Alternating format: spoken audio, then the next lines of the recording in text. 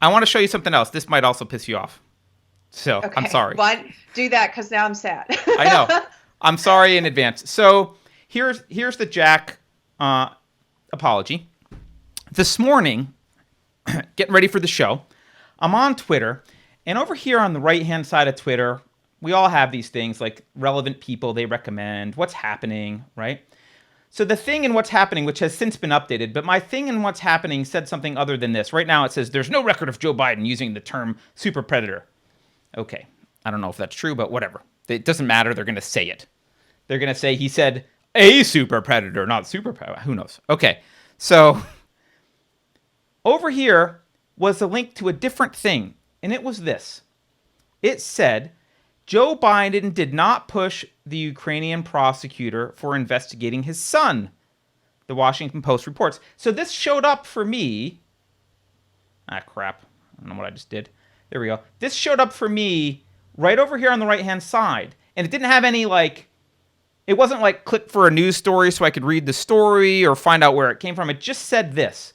So I clicked on that, and it brought me to this page. And I was like, okay, so maybe this is a news article. I'm going to go get to see who wrote it, what they say, what the explanation is. But it doesn't appear to be that either. It just says politics, right? Joe Biden did not push out a Ukrainian prosecutor for investigating his son, the Washington Post reports. Okay. Where is there a link to a Washington Post story about this? No.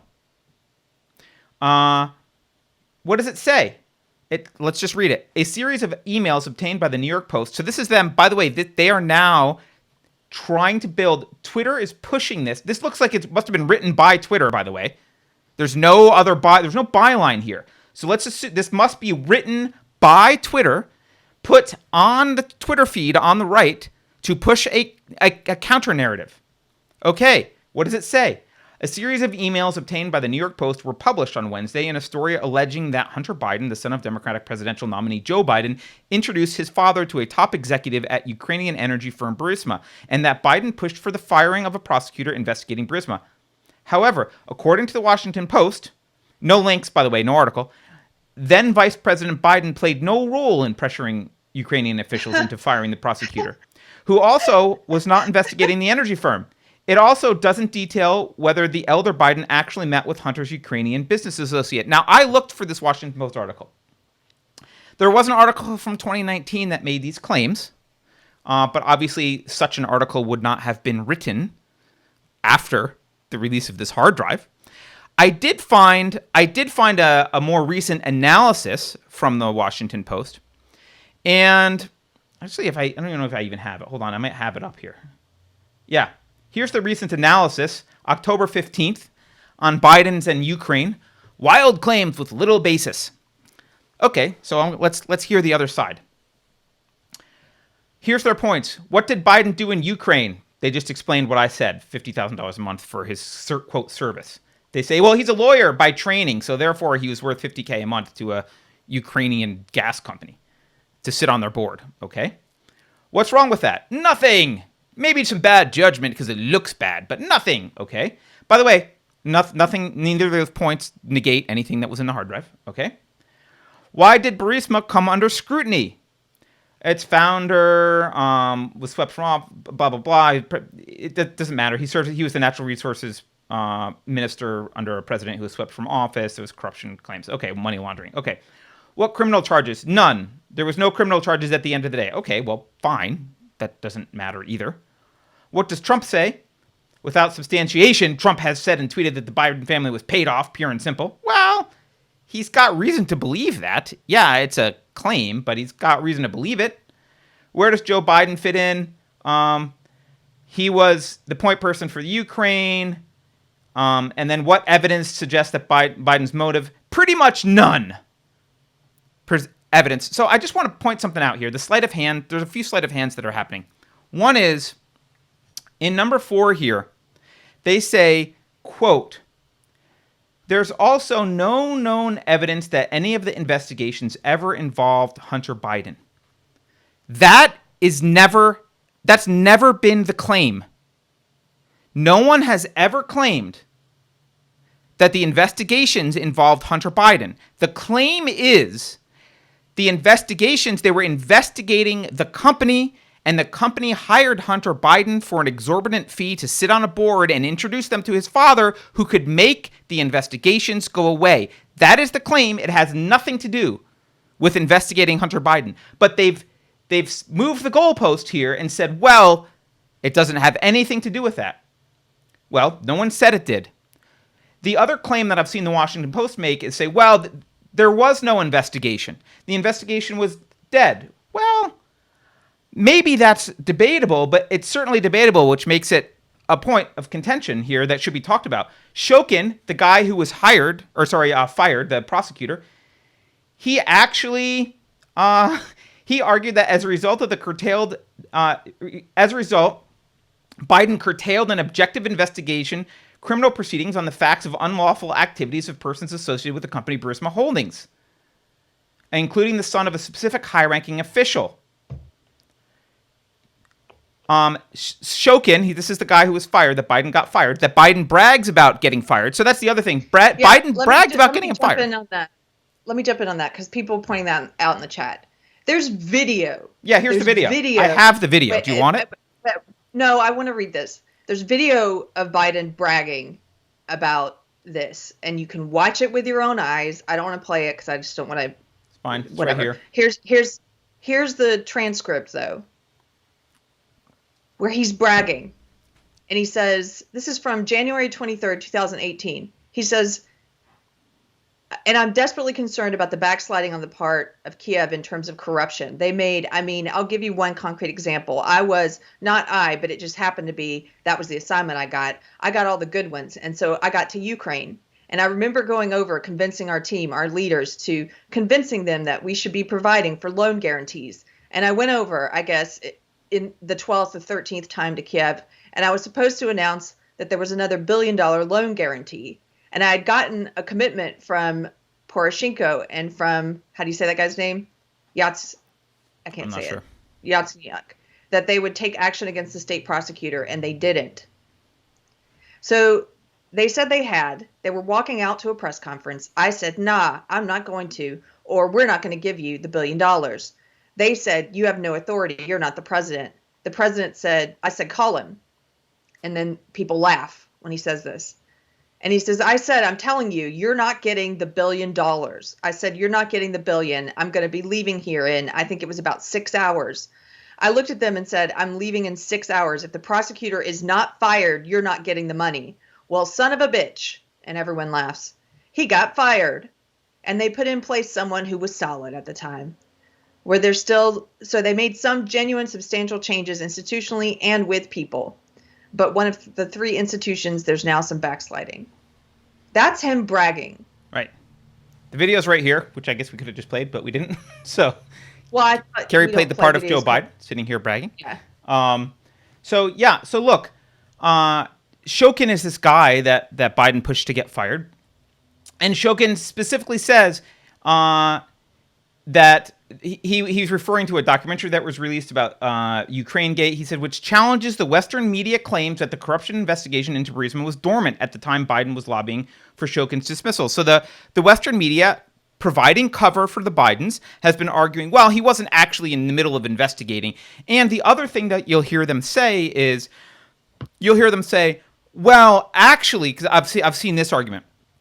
Actually, Shokin wasn't investigating, and that was the problem. And so actually, Biden wanted him fired because he wasn't doing a good job investigating corruption. He wanted someone to better at investigating. It was the opposite.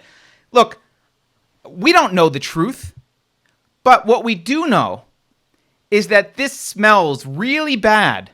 There's a lot of evidence here to suggest that there's a problem. And if it were anyone else, if it were anyone that the cathedral, that was not in the good graces of the cathedral, that wasn't part of the cathedral's plans, that person would have to answer a lot of very direct and probing questions about what the hell was going on in the Ukraine. Why was your son getting paid 50K a month to sit on a board? Why was he getting requests to meet with you. Why did you meet with the board people? Why did you then fire this prosecutor? Now, the other thing that or push for the firing of the prosecutor, the other thing that a lot of the Western media will say is, well, this is false because everyone supported getting rid of that prosecutor. Other people in Europe wanted that prosecutor gone, and so it was lauded as a good thing that Biden did. That may be true. Maybe it was lauded as a good thing that Biden did. Who cares? That's not relevant to why. That's not relevant to the conflict of interest. It's not related, right? Maybe his thing that he did to help Burisma happened to be something that other people in the EU wanted done. That doesn't matter. It still needs to be investigated. And if this were anyone else, it would. Well, except for the Clintons, it wouldn't be. But if it were anyone else, this would be investigated. That's the story again. Because we can get lost in the details of Biden's dealings with the Ukraine and his son and Burisma, but the bigger story is that if it were Trump, it would be nonstop. They impeached Trump over something that Joe Biden presumably has done, arguably has done. Are they going to investigate and figure? No, they're not going to. So it's weird. You know the Saul Alinsky tactics, right? Rules for radicals, which we've talked about before. You hold your enemy, and they all follow this. They've mentioned Saul Alinsky before. You hold your enemy to a different standard than yourself. Wrote a thesis on Saul Alinsky. Yeah. They project. They accuse you of doing the things that they have done. Yep. Because then think about what Jimmy Dore talks about this a little bit. And those of you on the left, you might enjoy Jimmy Dore. He's a progressive who's talked about the big Russia hoax, the impeachment hoax and everything. They create this cloud of suspicion, and they create a lot of smoke around things that they've done. Because then if it comes out, if their dirty secrets come out, then they get to say, that's absurd that you would accuse us of this thing that we've spent 3 years investigating you for. You know what I mean? It's like, you're the one. You're the one. It's a finger pointing thing. Mm-hmm. We accused you first of that. It's like, yeah, but there's evidence that you did it. Right. But this is how they do it. This is how the cathedral operates. And you see it. To me, one of the biggest red flags is when they're not, and this is almost always, but when they're not having an open discussion about both sides of an issue. So this is a great example. Are they having an open discussion about, like on CNN? Well, let's look at the facts about Biden's son and Hunter Biden and Burisma and blah, blah, blah. And well, there's this, but on the other hand, there's that and blah, blah, blah. And let's dig into it. Nope. They're shutting down one side and only having a narrative pushed on the other side. In fact, Twitter, as we just saw, is intentionally trying to push a different narrative than the facts that came out in the New York Post would suggest. They did the same thing with masks and COVID. Well, the doctors that say the thing that we want to be said, they get airtime. We talk about only their things, and anyone who pushes back, anyone who questions any aspect of this, automatically gets banned from YouTube, shut down, called a quack, it's a conspiracy theory, it's ridiculous, blah, blah, blah. We don't have journalism, just like everything else that the left does. It's the opposite of their intent. We don't have journalism. We have anti-journalism. We have propaganda. We have misinformation. Journalism today is anti-journalism. The cathedral is trying to prevent you from finding out the truth, not trying to give you the truth to make up your mind. They're trying to prevent you from finding out the truth. That's what they do. And again, to any liberals who are watching, because again, I've been fortunate to meet a few of you, and when you first start waking up, I know, and I can remember when it was like this for me. It's really hard to come to grips with the fact that not that you're wrong about one thing, but that something that you've believed in that's part of your foundational beliefs has been so manipulated, and that you've been misled and lied to on like your foundation, at your foundational level, right? And when you first start waking up to some of this stuff, you don't want to believe that the intelligence agencies in the US and that our legacy media and that our social media companies are all trying to feed us a false version of reality. It's like, why would they do that? That's absurd. Why, that's hard for me to swallow. You don't have to swallow it at the beginning. Just start looking. Just start looking at a few Right. stories. Look Right. at how Carter pointed this out the other day, and it's one of the first things I noticed is when they're telling you what to think. What Carter's saying, what you're saying, they're not journalists. They're the opposite of journalists. They're the Look opposite at of most journalists. Yeah. legacy news articles. Look at most of the talking heads on cable news. They are telling you what to think. Really look closely at the words they choose. And then in the articles, look and see, do they include links to source material? When they're telling you what Trump said at his recent speech and what you should think about it, do they include a link where you can watch his words in context and watch the speech yourself? Do they include a transcript? Do they make it easy to find? Start looking. How often do they give you the source material? That's one little thing you can start being observant about. You don't have to change all of your beliefs overnight. You don't have to, put on some tinfoil hat. Just pay attention to the way that they are steering you towards conclusions. And they're not providing you with information. And then they're actively working to suppress stories they don't want you to read. Yeah. Yeah, we talked about this a little bit yesterday on the show that we recorded, but as I've been doing this show, because I like to look for source material, I've noticed this. You go try and find source material for anything. A video, a transcript, an email that was alleged to have been sent, even statements that were made. They don't. Mainstream media doesn't link, as a rule. They don't link to it. They don't link to it. You actually have to do a significant amount of searching to find source material. That should scare the hell out of you. Yeah. That should scare the hell out of you, and it should tell you something about the people that you're getting news from. And some of the biggest examples is, let's take their favorite punching bag, the thing that everything is about because it obscures what's really going on. Trump is like the tree that you can't see the forest for. They get you so focused on this man that you can't see all this other stuff. If you look at a story like this, you think it's about Trump and Biden. It's not. I mean, it is on one level, but on a much broader, more important level, this is about media manipulation and censorship. That's what this is about. Right. But if you're just focused on Trump and trying to defend censorship because you hate Trump and because this is bad for Biden who's running against her, like you're playing this on this lower level here. Right. Look at the big picture. So, but let's for a second take that big tree that's blocking the forest for you. Look at some of the lies that they have pushed. And I'll say lie because I've gone and watched the source material and I've read the transcripts. They've pushed these lies so successfully that some of you watching probably still believe these things and are going to be shocked that somebody would say it's a lie.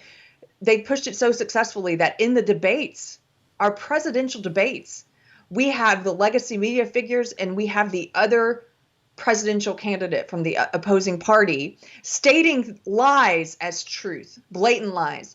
One of the biggest ones you can go watch for yourself is the Charlottesville speech. Yep. Where they repeat ad nauseum that he called white supremacists very fine people. He did not. He did not.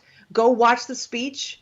Go read the transcript. He specifically denounces white supremacists in that speech. Read take one of these things and go look at it. And maybe that's the crack in your foundation that's going to make you start questioning a few other things. Remember back, if you're, I know I'm talking to liberals a lot, but like remember back to the Iraq War.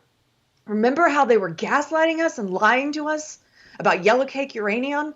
Remember how that they was sold Cheney. us this lie? That's not Chris Cuomo. Yeah, but you could see it then. You could see it then because it was coming from a Republican administration. I could see it then because it was coming from Bush, and I was critical of Bush, and I looked at everything and I paid attention.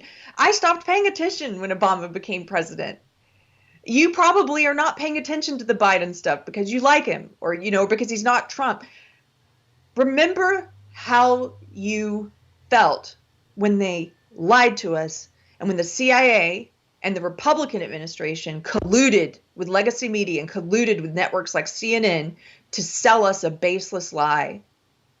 and remember how you felt.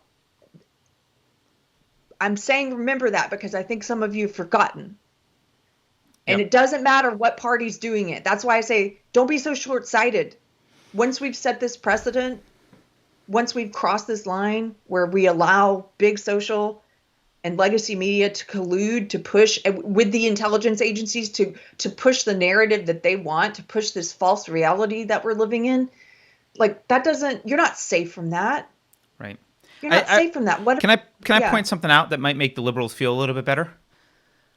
I am not saying that the cathedral is leftist. I don't It's believe not. the cathedral is leftist. I believe the cathedral is statist. And they certainly have a left lean, and they certainly prefer the Democrats to the Republicans.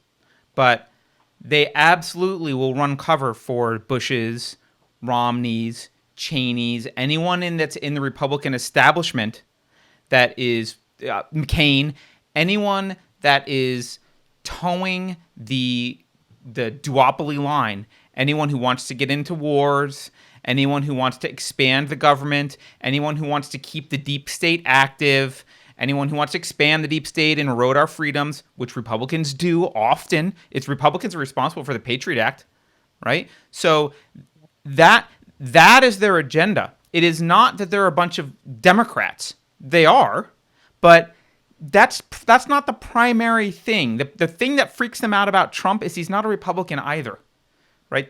He's not yeah. a deep stater. He's an He's not a outsider. deep He really stater. is an outsider. Yeah, he's got issues we could talk about, but he's an outsider.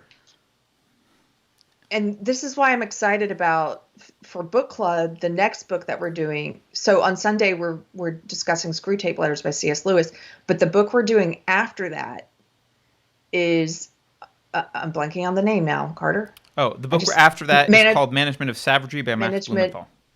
Yeah, Management of Savagery. And this is a book that is examining the U.S. interventions in the Middle East, and it's sort of looking at some of the deep state apparatus, and it's not partisan. Again, when I say Trump is the big tree that you can't see the forest for, so is this whole this BS about right and left, this BS about Democrat and Republican, and it matters so much, One party's the good guys, one party's the bad guys. It's not true. If you think that's true, you're not paying attention to the bigger strokes that are happening. The most important thing I think people need to figure out when they look at something is this, as we've talked about, is this authoritarian, right, or is this individualist or libertarian? Is this about more government control? Is this about control by the media, control by the elite, control by those who want to keep us in perpetual wars, who want to shore up power and resources for the elite and keep the subservient sheep distracted by right-left stuff? This is why when I have conversation with Nico House, with whom I disagreed with him about a lot of things, but this is why they want to keep us from having conversations across the political aisle, because at the end of the day, again, I probably disagree with a lot of fundamentally philosophically with Nico. I'm not trying to say that we agree on a bunch of stuff, but we can have a real civil conversation, and part of that conversation involves a mutual enemy, right? We might not agree on everything, but we do share a mutual enemy. And when that enemy is talked about, we both go, oh yeah, that is the enemy. And that's the enemy. That enemy is basically the state. It's a lot of it's not the state generally, but we talked about, Nico and I talked about the Federal Reserve. You talk about actions that the state has taken to set up an aristocracy of elites versus everyone else. On that, we can agree. And that's the conversation they don't want us having. They want the conversation to be, well, I like my elites, and you like your elites, and we're going to argue over which elites get into power. And so far they're winning. So far that is the conversation we're having. We're going to argue over this false reality. We're going to argue over the false issues that they're pushing and this polarization that they've created around nonsense, Right. and instead of looking at what's really happening. And you know, deep state was something that, as a person on the left, we talked about it. Of That was course. that was you know, Mother Jones ran articles about it. Then Dennis Kucinich just talked about it. Suddenly, when it's someone on the right criticizing deep state, now the left, many people on the left anyway, have become such marionettes, such puppets, that they're like, oh, Trump said the deep state. Oh, then I guess I can't criticize. The deep state's not a thing because I've got to oppose everything he says and does. So suddenly Right. you're not concerned about the deep state anymore. You're not concerned about the war machine. Yep. And I think just personally, the way that I look at this is not the a lot of this isn't new, but their ability to manifest their control over us has been exponentially increased in the past several years. So that's what makes this scary to me.